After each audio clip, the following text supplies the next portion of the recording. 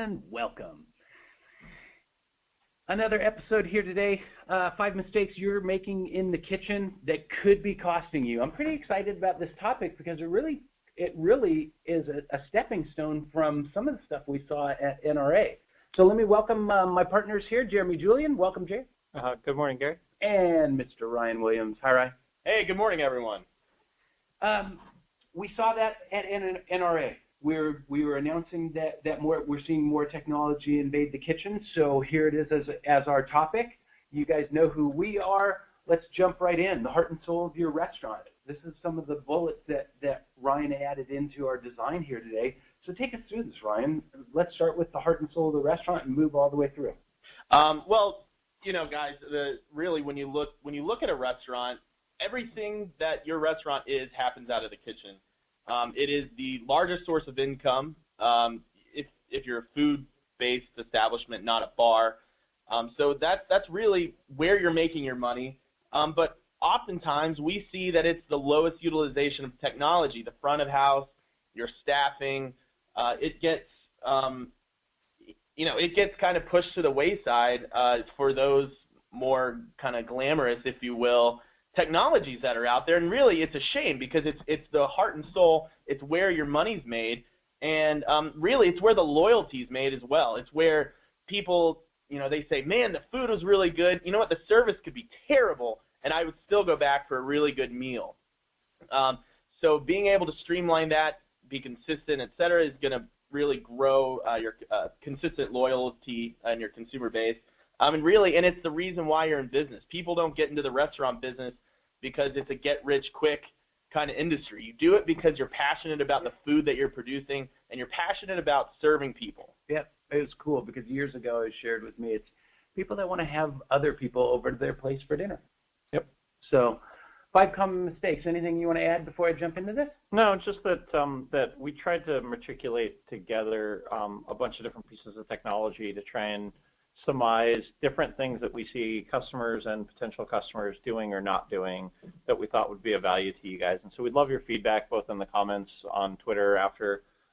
Let us know, what you guys' thoughts are on these things and what you guys have seen. And even if you guys have comments on how you guys have seen these types of things be effective for your restaurant, put those in the comments because we'd love to bring those up and share them with the rest of the audience. Absolutely. And as always, down in the bottom right-hand corner, you can hit us up with questions as we go through. We'll put it into the conversation and or save it until later. So let's jump in, Jay. We got the number 5, using incorrect hardware in the kitchen, and we've seen this for years now. But let's go through this. Yeah, no, and I think that this is almost seems to go without saying, but it's amazing how many people do it poorly. You've got to choose the right hardware if you're going to put technology in the kitchen. It's got to be in the right spot. It's got to be, you've got to be wary of things like moisture, grease. You've got to get an industry-hardened device, or if you're going to get a consumer-grade device, get it to be industry-hardened, whether it be through a case or something else that's going to help protect it. You've got to make sure that it's not right above a steam table, unless it's designed to go right above a steam table. It can't go too close to a pizza oven because if the plastic is not the correct grade, it will melt. If you take a device that's aluminum or steel, it's going to get hot if you put it too close to an oven. And so heat, grease, moisture all kill technology. And so be careful as you're considering what type of hardware and where you're putting it. But in that same thought, Jeremy, you do have to consider that you have to put the technology and the hardware in a spot that people are actually going to use it. Yeah, no, and Ryan and I had this dialogue yesterday about just, unfortunately, if you don't put it in a spot where they're going to be able to use it and you make it difficult for your staff to get to it, or you don't sufficiently train them on how the technology is supposed to work, they will not utilize it and they'll go back to their memory or they'll go back to, so it's a blend of being smart about it and designing your kitchen with technology in mind. Mm-hmm. If you design cooling, you design airflow, you design grease traps and things like that to be away from the technology, but allow the users to put the technology in the space that they're going to be using it, it makes a much more effective solution. Exactly, and we do have that last point on there, sufficient training. You kind of touched on it a little bit too. but not all the technology that your cooks, your prep chefs are used to are still around. The technology is changing, and certain things that they may be used to, certain older technology, like I know that a lot of cooks use utensils to touch infrared screens, that it could damage more modern technology because it's just not made to be touched with metal. It's not made to be touched with steel gloves. Yep. Yeah. No. And so you got to be careful. Again, if anybody listened to some of our webinars in the past about different types of technology and different types of touchscreens, we've got some blog articles out there as well as webinar content. Hit us up. But really, it goes back to use case. How's your kitchen designed? And I've even seen people that have sunk them down into the countertops in an open kitchen and put technology in there. And so think about those different things and what it's going to look like. So be careful with that. And number 4, no centralized recipe management. This was a good ad. Protecting your greatest asset, the recipes. We know these stories well of turnover in the restaurant industry. So, Rye, you want to take us through this one? Absolutely. I mean, so recipe management, if you look at what separates your restaurant from Applebee's down the street, from the mom and pop shop across town, it's really the recipes, the food that you're kicking out. Sure, you have the atmosphere, sure you have your friendly staff, but really it's all about the food. And so, like Gary said, the hospitality industry is just huge with turnover, and that's especially true in the kitchen. So having the cooks, having your prep cooks have availability to the options that are out there. A lot of people use flip cards. A lot of people use binders. Some people use sheets of paper taped on the wall. Those are really, really easy to kind of take off, put in your pocket, and walk out the back door. Really what you're trying to do with a centralized recipe management tool is really you're making it practically impossible to steal a recipe. And it also gives you the availability to manage all of your recipes from one space online and deliver those to all of your different locations should you be more of an enterprise, large-scale chain, what have you. It also gives you the ability to immediately make changes in your recipes. So we've seen examples of people, a couple of years ago, the lettuce had a really bad scare with contaminants. And so, we offer at CBS a recipe management tool called North Star Recipe Viewer, and our Recipe Viewer customers were able to go localize the recipes that had lettuce in it and either pull the recipes or change it immediately and deploy it across all of their locations. Yeah, across their entire chain, and it was an instant access. And there's a few other recipe management systems out there, but getting it to one source so that you get consistency of the recipes and you're controlling your intellectual property, which oftentimes, if you have a culinary department or you have a chef, they've spent hours, weeks, months perfecting a recipe, and if somebody can take that and steal it from you, now that goes out the door. Obviously, they're not going to be able to do your location or your space or your staff, but if they've got your recipes, oftentimes they have the keys to the kingdom. Yeah, and as a customer, quite frankly, if I go to Dallas, I want to have the same experience that I have here in Orange County, and as I'm traveling around, your brand reputation depends on it. So, yep. Number 3, not managing throughput. Ryan, this is another one that we've got great opportunity to reduce errors. Take us through. Throughput's something that it's more of a workflow for your kitchen, and it really centers around the efficiency of your kitchen. We harp on technology that helps servers increase their table turns, but that can also start in the kitchen as well. If you have consistent plate timing, and we're talking about kitchen video or other recipe management tools to help your chefs move plates along the line and get them out to the customers quicker, your table turns are going to increase, the consistency of your plates are going to increase, and you're going to decrease the waste that, you may not have to keep plates sitting under warming lamps forever. You may not have to you may reduce the risk of over portioning a certain part of a plate. And it really, the small savings there come back to you over the course of a year, 2 years, and ultimately that technology ends up paying for itself. And I know Jeremy at NRA, you had seen some technology for servers to help servers communicate more with the kitchen. Can you tell us a little bit about those? Yeah, and again, I do want to. Before I go there, I do want to talk a little bit about, Ryan alluded to kitchen management and kitchen timing. I think that's something, as we talk about throughput, that's huge. And some more detailed explanation. If you have kitchen timing, you know what items are coming up, how long they're supposed to take to cook. You're going to have plates coming out with better consistency. They're going to come out at the right time, and the cooks are going to be working on what they need to be cooking on. Even in those systems, you can also do flow management, where if a station is overloaded, the kitchen video system will automatically send those items to another station so the food can be prepared in time. So just some thoughts, food for thought, whether you're using logic controls, QSR, your point of sale's native kitchen video system, something you should consider. But some of the other unique technologies as we talk about throughput is, if you're a fast casual restaurant, which we know is the fastest growing segment in the restaurant industry, they have these pagers that will go out instead of, doing the number, reaching out to, number 52, your order's ready, or somebody walking around looking for a table tent of number 52. They've now got technology that you put down at your table that it knows and shows you a map where to walk to. And there's a couple of different manufacturers that, if you guys want to know more about it, hit us up and we'll talk more about it.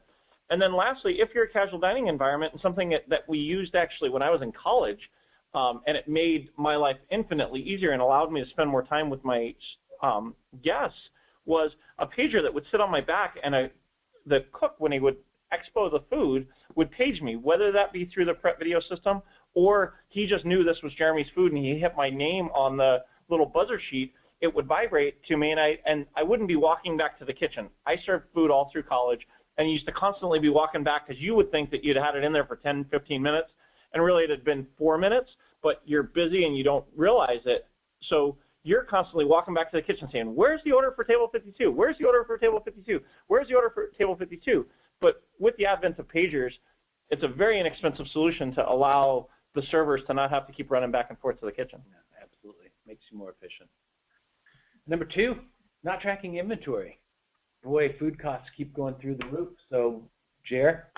Yeah, I think that this is something that that I would say, especially in places that have high dollar and or high volume, is doing critical item inventory on an even per shift basis to know where stuff is going.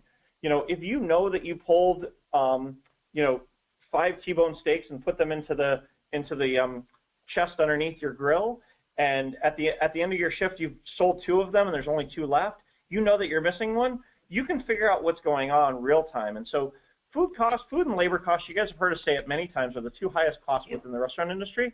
And so how do we how do you know what you're putting out? How do you project what you should be pulling out of the walk-in, out of the freezer, to make sure that it's defrosted?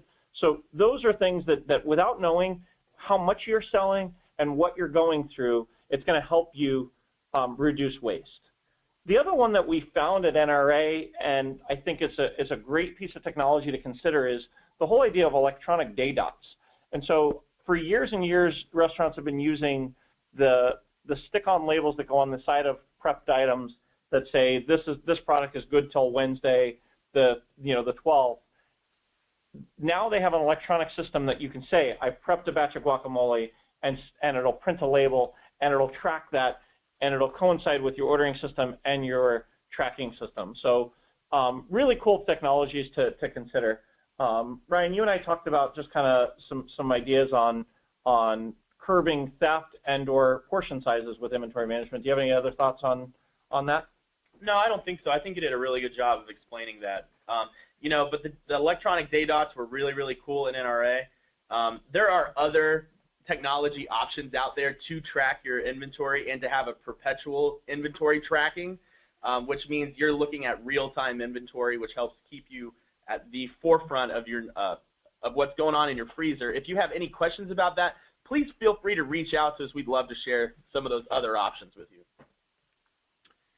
And number 1, not arming your team for success. We see this time and time again. And I think it's safe to say that most employees want to do well. Completely agreed. And I think that, as we were dialoguing about this webinar, Gary, Ryan, and I were just kind of talking about staff members expect technology. They expect you to make their job easy. As an owner, operator, they expect you to make their job easy, not necessarily that jobs are supposed to be easy, but they want you to make it easy for them to be able to do what they want to do best. And so taking technology, giving them the training that they need to be able to do that is huge. So before you implement the solution, make sure that you guys identified what makes sense, but then you have to consider the training, you have to consider the different options. But if you're not doing it, and Ryan and I had a funny example, again, talking a little bit earlier this week about it, you would have a hard time getting a forward-thinking cook and or chef if you had no technology in your kitchen. And so consider thinking about those things, because if you walk in and all they want to do is put a handwritten ticket on a spinning wheel, people are going to be like, well, what kind of backwards place is this, and why would I want to go work there? Okay. So anything else that either of you guys want to kind of throw on there? You know what, just to put a dot on it and dot the I and cross the T, we go into this in the coming slides. It starts with people. We attract the right mix of personalities. We layer in our experience that takes them through hopefully a winning process. Through that process, we want to be open to change. But lastly, once you've got the people in the process, you can bring in the technology to make things hum. Yeah, no, and I think that technology can be used as an accelerator to make the process faster, make it more efficient, make it better. And that's what we do, is we deploy technology solutions. But you first have to make sure that you have the right people on board that believe in what you're doing. They've been trained. Then you have to develop a process as to what you expect them to be doing. And then you give them technology to make them faster, more efficient, make it easier for them to do their job, make them able to service the guests in a better, more efficient way. And yeah, what it continues to thrill me about our industry is the automation that technology brings to us, the simplicity, the access, the at your fingertips that we expect in this super fast-paced lifestyle. And some of these comments may come back that, oh, you're just trying to get technology to replace people, but the truth is you have to have the right people. Yeah. Because if you don't get the right people, none of the rest of it matters. And those people, that if they're the right people, will end up servicing your guests better, more efficiently, and take care of them better than the technology ever could. Absolutely. If you have the right people on and you've given them the right process. They understand what your culture is, they understand what you're trying to get done, they understand who you're servicing, that we're in the hospitality industry trying to service those people. Technology is just an accelerator, not a replacement for people and process. Yeah, well said. And so to recap, find the right hardware for the kitchen environment. We know that we locate. It's almost like real estate: location, location, location. Protect your recipes with an online recipe management tool. Smart approach to cost savings, obviously, but security around that intellectual property. And then lastly, as a frequent traveler, I want to have the same experience at every location. I think the biggest opportunity out there, if there's any hotel people listening on the call, is the inconsistency of the meals that are served in hotels on a night-to-night basis. Another item, manage and monitor orders as they go through their kitchen. This is all back to efficiency and effectiveness. And then inventory and controlling those costs tied to it. And lastly, arming your team for success with the appropriate tools.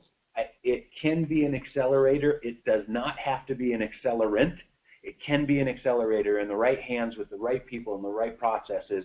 Technology hums, and technology will never replace people from the standpoint when it comes to people engaging people for an experience in a restaurant. Yeah, can you repeat that the accelerator versus accelerant? Because I think that it's something worth denoting again that our listeners out there didn't hear, because unfortunately, a lot of people will say, oh, technology is just trying to replace people, and I don't think that that's the case. So I want you to hit on that again. It isn't, and that came to me as I was listening to you earlier, Jeremy, about saying the accelerant. And we, being technologists, we see the fear of adoption, whether it's the consumer, our customer, the restaurateur, or the customer of the restaurateur. And with a calm, people-oriented, process-oriented approach to technology, you can entice adoption. And it does not have to be an accelerant. It can just be an accelerator. And when I say accelerant, we're not looking to set every server, every kitchen staff employee's hair on fire because you're introducing new technology. It's, hey, we've got the people and we've got a great process. Let's make it just that much better.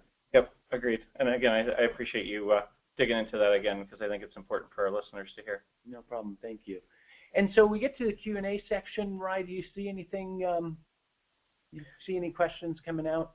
Yeah, we had a couple questions come through, but I would invite you guys, if you do have any additional questions, the question box is right down there on the lower right-hand side of your screen. We'd love to answer any questions. One of the questions, and Jeremy, I'll kind of direct this towards you. We talked a little bit about some of the technology solutions. What kind of costs are associated with implementing these into the kitchen, and what kind of return time frame would you expect to see? Well, obviously that's a bit of a broad question. So, we talked about 5 different mistakes. But I would say that every one of them has a specific ROI, and if the ROI is not within 18 months, then it doesn't make sense to do it, in my opinion, because technology changes so quickly. But again, depending upon your use case, definitely number 3 that we talked about, inventory management and knowing what's in your system, and that could be done as easily as with an Excel, not even an Excel spreadsheet, I'm sorry, with an iPad running a Google Doc that's talking to Excel over a Wi-Fi network could be something just that simple to do your inventory management, that you say, how many do we start with, how many do we end with, how many did our point of sale say, and you go through and do that. All the way up and through doing full kitchen video and doing automated kitchen video with timing to be able to increase throughput. Those are processes that take a significant amount more investment, because you have to know how long your steak is supposed to take to cook and how long does your salad take to make, and you have to do time and motion studies, and then you have to tweak it and you have to play with it and make sure you're not overloading stations and make sure you do have the right people and then the right process to be able to get those things out. Because if you don't have the right people, you're going to put technology in and it's going to fail, not because of technology, but because you have the wrong people. And so I don't want to say that's the largest investment, but that's one of the larger investments out there. But it always pays for itself. There's a really large multinational chain that I talked with their people probably about 6 or 7 years ago when they were implementing kitchen video. And I was talking with their POS people. They were in our office, and we were just kind of talking about kitchen video and their implementation of one particular solution, QSR automations. And they would say that their kitchen staff efficiency went significantly down. This organization had a expo, because they were very, very busy at this one location that was making 6 figures at that time. This is 6 or 7 years ago, maybe even 8 years ago. So their expediter was making 6 figures because their kitchen was that busy, and the expediter was the orchestrator to tell people what to do. As soon as they put in QSR automations, that expediter job went to a $40,000 a year job, and they saved themselves $60 grand just by implementing that solution, because the automation did the work. It cost them hundreds of thousands of dollars to design it, but if you take $60,000 out of 300 stores in deployment, well, you know what? Just there alone, you've paid for the couple $100,000 worth of development. So I know it was a very broad question, Ryan, but hopefully I answered whoever out there was asking. So thank you for asking that question. Absolutely, and I think you did a great job. What would our recommendation be for a paging system? We had discussed the server pager. Got you. Well, there's really 2 main players out there. HME and Long Range are the 2 big players in the space. If you ever go to a restaurant and you get the coaster pager for your table, you look on the bottom of it, and most always it says HME or it says Long Range Systems, or LRS is what the acronym is. Both of those solutions out there offer a guest paging and or a staff paging solution. And so those would be the two that I would recommend you looking into out there if restaurants are looking for that type of solution. Gotcha. Those both are really great solutions. And we're gonna stay mindful of everyone's time, and we're gonna take one more question. If you have any more questions, feel free to reach out to us on Twitter or email. But what's a good inventory management application for the Apple iPad that you know of? A couple of them. I know that Restaurant Magic will allow for you to do inventory via an iPad. I would suspect that Crunch Time does also. Crunch Time definitely does. And it really comes back to your use case. And Scott, I don't know if you're a multi-unit or if you're a single-unit operator. I'm sitting on I can see the question come up on the screen, but I don't necessarily know what organization you work for. There's a couple of single-unit operator type solutions out there. Chef Tech is one that I've seen people use, and I believe anything that's browser-based, technically you can use it on an iPad. Exactly. Are they designed to work on the iPad? Most are not, but with that being said, you could use them on an iPad. A lot of them that Gary just alluded to, though, have developed an iPad app for an iPad mini or a full iPad, and with that, Restaurant Magic and Crunch Time are two, I don't want to say we highly recommend, but we've had a lot of customers use it with a great deal of success. Yep. To be able to do those things, to be able to do perpetual inventory, as Ryan would allude to. Is that it for the questions, Yep. Ryan? Yeah, I want to stay mindful of everyone's time, so I would encourage you to reach out to us if we could. We're bumping right up on our time. Excellent. Our time limit. Excellent. Gary? Great. Thank you, guys. Thank you, everybody, for joining us. Thank you, Jeremy. Thank you. Thank you, Ryan. Thank you, everyone. Good job, guys. Pleasure having everybody on the show today. We are up next June 23rd, Next Gen POS. That's going to be a great topic, great conversation. Join us on June 23rd for Next Gen POS. Thank you guys for joining us today. Talk to you soon. Bye. Have a great day, guys.